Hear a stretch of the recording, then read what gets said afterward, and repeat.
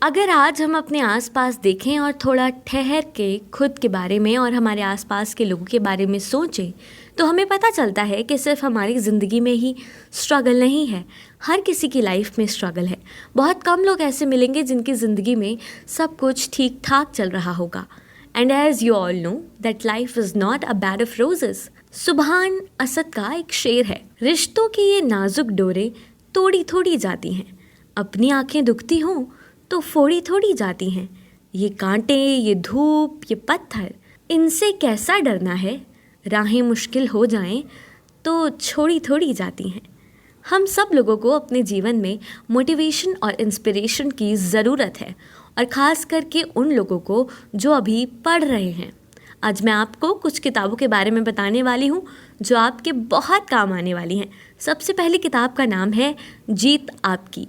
मशहूर लेखक शिव खेड़ा ने इस बुक में बताया है कि सेल्फ कॉन्फिडेंस ये तय करेगा कि आप कैसा महसूस करते हैं, कैसा सोचते हैं और अपनी लाइफ में क्या करते हैं।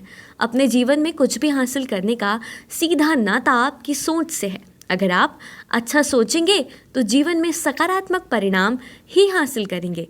जीतने वाले कोई अलग काम नहीं करते, वे हर काम अलग ढंग से करते हैं। यही इस किताब का मुख्य उद्देश्य है।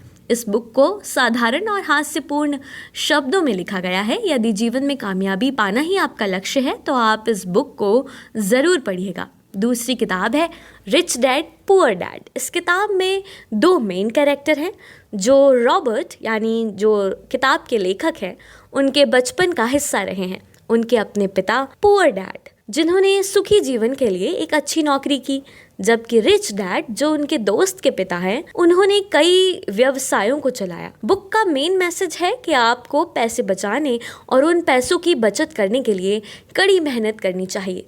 लेखक के अनुसार अमीर बनने के लिए असली कुंजी नौकरी करना नहीं है बल्कि व्यवसाय या निवेश करना है। तीसरी किताब का नाम है छू लो आसमान। ये किताब भारत के अलग अलग स्टेट्स की महिलाओं के निजी जीवन की कहानियों का एक कलेक्शन है। ये बुक वास्तव में हमारे देश की युवा महिलाओं के लिए एक इंस्पिरेशन है। इस किताब में हर महिला की जीवन बदलने वाली कहानी युवा महिलाओं को कमज़ोर ना पड़ने और अपनी कमज़ोरियों को खूबियों में बदलकर सफलता पाने के लिए इंस्पायर करती है।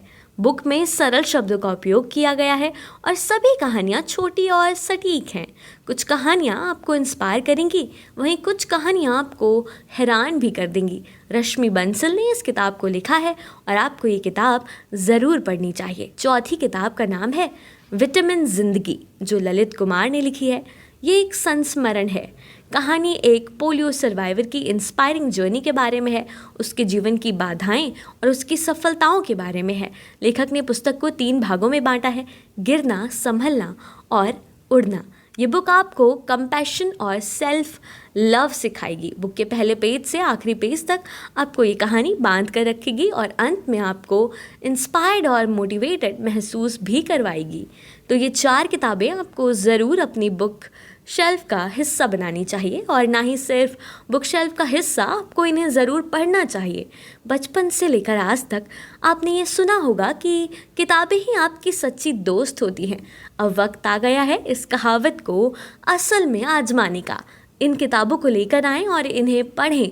उसके बाद कोशिश करें कि जो चीज़ें आपने किताब से सीखी हैं आप उसे अपनी ज़िंदगी में उतार पाएँ। एजुकेशन एक्स में आज के लिए बस इतना ही। आपको हमारी आज की जानकारी कैसी लगी ये हमें कमेंट बॉक्स में ज़रूर बताइएगा, और ऐसी ही जानकारियों को जानने के लिए देखते रहिए एजुकेशन एक्स।